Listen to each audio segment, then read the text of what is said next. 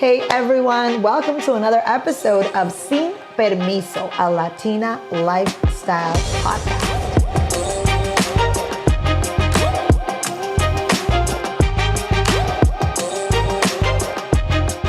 Today I have one of my favorite developers, and he's local in Revere, Jamie Russo, Eastern Equity Partners. Thank you, Peggy. And I'm not just a developer, we're also friends. That's right. I love bringing on the podcast my friends because it's inspiring. I know the story. I mean, I don't know all of it, but You don't want to know all of it? I know I don't want to know. But, I get to see the growth, see the expansion. And in your case, it's been exponential. And it's been so inspiring for us little people to see how you can do it, how it's done. I mean, I also consider myself a little people. You're humble and you haven't lost that. Please don't change. And I actually looked it up in anticipation of it coming here. Our first deal, do you know when it was? No. I know you know where it was. Wasn't it in Revere? Revere Street, 2004. The church. Correct. 20 years ago this year. Are you kidding me? Has it been that long? 20 years ago. Wow. Well, thanks again for the opportunity. That was my first development. We did, was it 5 condos? 6 condos. And the church. And the church. You sold them all. I sold them all. And I have to say, one of the things that I wanted to say in the podcast, but you're ahead of me as usual, was I want to thank you for giving me the opportunity to service your real estate needs. And not only that, sponsor me, right? Because when people sponsor each other, it's, you should work with this person. I trust them. They've done right by me. She's a great realtor. And you have been elemental in spreading the word and giving me props and letting people, give me a chance when they could have called the locals, the others that we're not going to mention. Well, you're a local as well. I'm a local now. But I just believe in loyalty. I believe in credibility. Credibility is really the only currency that matters in the world, for me anyway. You've always done what you'd say you're going to do. You've been honest. Hey, Jamie, when I would say, Peggy, I think it's worth $2 million, you'd say, I think it's worth shit, and it'd be worth shit. Pardon my language. But we can swear. We're real. We're it's from your Revere. show. It's your show. It's your show. You should know. It's your show. Otherwise, I would never be wearing a wire. But again, so I have really good partners, contacts, people that I've done business with for a very long time, and they ask me, and like I said, I always say that I'm a Revere High School graduate. I mean, what we do is not high level thinking, right? It's high level working, which people aren't willing to do. You've done it. I've seen you do it. I obviously do it. You do it every day. I do it every day. 4 a.m., 5 a.m. Absolutely. It's what it takes, right? So, I always say to people, they say, well, Jamie, who would you hire to do this? And I would say, well, if you want to get your teeth cleaned, you hire a dentist. If you want to, and then when it comes to real estate or certainly real estate sales, although you've done many of your own developments, I've sold you a countless amount of properties that I think you still have, yes, right? In Lynn and locally. Yeah. Yep. But like I said, you've always been fair and honest. And I would say to people, hey, look, if you're asking me who I would hire, this is who I would hire. And, there's a lot of other brokers that we deal with, as you know, agents and brokers will bring you deals and they expect for you to reciprocate. And that's right. And that's the which right we do. way to do it. And we do. And you always say, come on, you're only as good as your last deal. And then the other one is real estate's always about timing and lighting. That's true. Like much like today. But it's there's an old saying about real estate, and I actually used it today. I saw a friend of mine in the Shirley Ave area who's a sizable landlord as well, and he had a young guy with him. He was a Bentley student, 22 years old, and we were just talking, and he says, well, what would your advice be? And I say, I have sons that are your age, also in the business. I'm blessed. I mean, I can't tell you. If you have an opportunity to work with your children in a business, it is, my son has been over the top. Our whole team is just incredible. I have to say. And I've seen you build this team over the years, and it's incredible. I mean, if I had to replace anyone on the whole team, I'd replace me. That's how, no, seriously, that's how amazing this team is. And for someone that has unrealistic expectations, they've been tremendous. But I said to this young man today, he says, well, what would be the advice you would tell your younger self? And I said, look, there's an old saying, if it's one thing I'm full of, it's old sayings. And the saying goes, don't wait to buy real estate. Buy real estate and wait. So if you're young enough to look, you got to have a little bit of gamble in you. You got to take some chances. You got to be. I've been called a hustler in the past. Well, and I take after you. I've been called more than that. Dubbed the hustler for many times, but it's. I would say there's a video I saw of Dana White, which I can't get out of my head, where he would say, people would say, I want to start my own business, and I would get a lot of that too. There were many people that were influential in my success. There's always a mentor. Names people don't want to hear: Charlie Lightbody, Christopher Young, Don Pizzuti. These guys were, and great guys, incredible guys, very knowledgeable, and the ability to pick up the phone to call somebody with that kind of knowledge. I always say, even to this day, you're always learning in this business. You have to speak to people.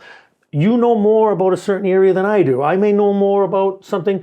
You can never go wrong in this business by talking to too many people. Just don't tell them what you're making. We'll talk about the haters in a minute. Yeah. No, and so my, I would say, more often than not, right? I find myself in a situation where I say to myself, I wish I did it at 17 or 18 or 19. But, the thing that Dana White said that just always in my head, where he says, you start your own business, there's no Christmas, there's no holidays, there's no weekends. We work 7 days a week. 7 days a week. 7 days a week. My wife will tell you, I've gone out on Christmas Day when my kids are opening presents because we have a no heat call. Oh, for sure. For sure. And talking about young, let's talk a little bit about you growing up, right? Because a lot of in the Sin Permiso podcast, I love to talk about the money mindset and how we grow up and what we learned from our parents and what we didn't. And I know you're first generation, or I believe second generation. Yeah. Tell me about growing up in Revere, your parents. I know they're Italian, the old school. What was a little bit about how Revere was back then? So, we were from the North End originally, moved over to Revere when we were very young. My brother actually lived in the North End for a little while. Revere was, back then, it was very sort of when you see today, Colombian, El Salvadorian, a lot of South American hardworking people in this community. It was like that in the 50s, 60s, and 70s with Jewish, Irish, Italian, obviously.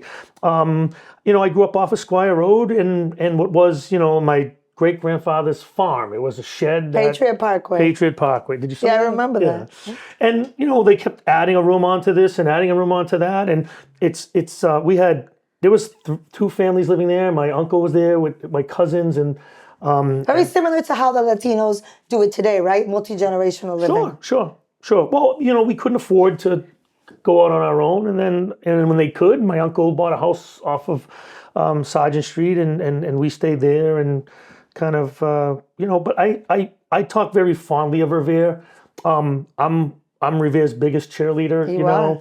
I talk to people all over the world, all over this country, wealthy people, not so wealthy people, or people in the country, in the state rather, and they'll say, where'd you go to school, Jamie? And they want me to say, BC, BU, and I said, I went to Revere High School. Yeah, I went to Revere High School. It was great. It was amazing.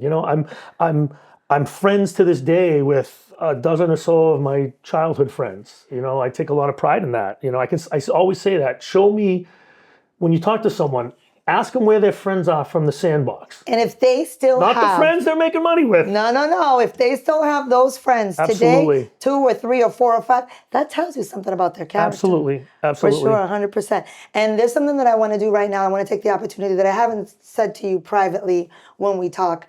You're speaking about Revere, and you speak about it with so much pride. And the pride shows, because every time I drive around the city, I look at entire blocks that you have developed, redeveloped, what I call beautified, glorified, and now you are a big element of the gentrification or the restructuring or the revival of the Shirley Ave neighborhood. And I want to personally thank you for that, because I get to know you, I get to see you, and I knew you, when you started from 1, 2 families, 3 families, your checkbook, I'd go by your office, I'd see you doing... When I wore a tape measure. When you wore the tape measure, when you had the checkbook, and I peeked over and I saw 300,000, 300,001, and you would balance your checkbook, which I have never done. And I said, kudos to him, because who has the patience for that? Well, you do have 54 checkbooks, Peggy. Well, yeah, there's an account for everything. There's an account for everything. Sure. For everything else, there's MasterCard. But what you do, like, I'm like, wow, that's where your mind is. You're detailed. And it's amazing to me to see how you can run so many different businesses. And then the cool part is, let's talk about your whole new social media thing. You are one of the funniest, you're a trendsetter. You're into social media. You have the funniest videos with your workers, with your employees.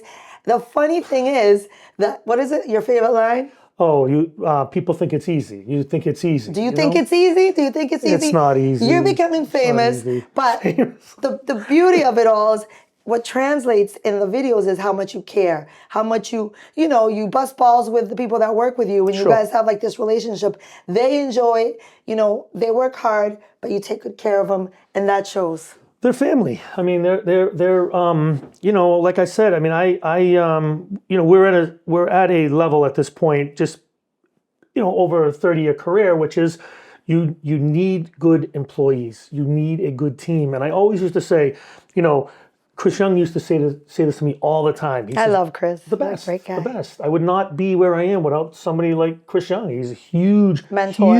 Huge part of my success. Huge. Did I mention how huge? Huge. And I tell him all the time, you want to talk about humble and successful. I mean, this is the best guy on earth. For sure. But I say to these guys all the time, and I would say to Chris, and again, that's where I get back to bouncing things off of other people to get a different perspective. People talk about diversity. It's more about diversity of experience and opinion, not sort of the diverse way in which someone looks. Okay? No. So it's about different lived experience. It's about, different trajectories, different paths traveled.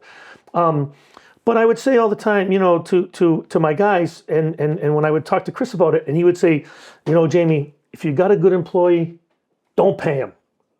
Overpay him. And it's been a of course they all think they're underpaid. Of course. Including me.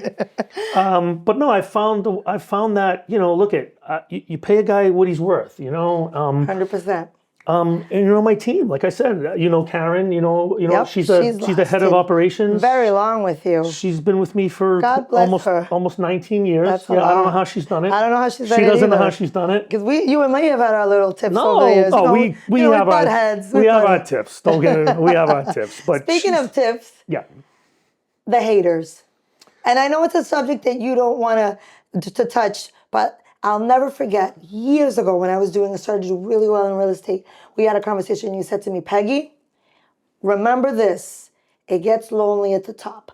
Some of these people that you are hanging out with are not going to be with you when you start doing really well. And during these years, situations have arisen and you've said to me, I told you. So, haters it's a necessary evil. Clearly, you'd rather be hated than be the hater. I'm grateful for that. And I always say, make sure you always let a few of them follow you. Make sure they, because they'll tell the other ones how well you're doing. Yeah, and then it stings, and then it just stings a little more. I mean, that's not the motivation. Not the end goal. It's not, but it's just the way, and again, I got to assume it's in every city and every town, and that's kind of where it gets back for me when I say, hey, you think it's easy. They don't really see the hard work at 4 a.m. the grunt work. No, they don't see it. But again, it's one of those things. Like I didn't start this morning. This is 30 years of 30 years in the hard making. work, and when my friends would travel, I wouldn't go, and I would work, and I'm still working. But when it comes to haters, I don't really pay them much mind. And I've got a few, obviously. I was going to start off the podcast with Jamie Russo. Either you love him or you hate him. But I believe that more people love you than hate on you. I mean, I try